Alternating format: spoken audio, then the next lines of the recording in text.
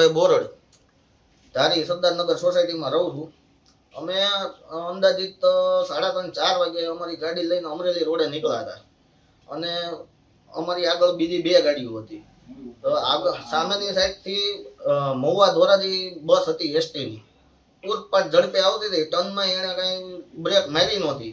પહેલાં અમારી આગળની ગાડીને ઠોકર મારી, પછી અમારી આગળની ગાડી હતી એને ઠોકર મારી અને છેલ્લે અમારી ગાડીને ઠોકર મારી. અમારી આગળની ગાડી હતી એને તો પુલ નીચે ફગવી દીધી આખી.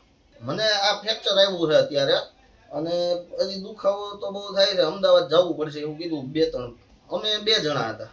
હા, એમાં વાગ્યું છે પણ હવે એમાં કેટલા જણા હતા એ ખ્યાલ નથી.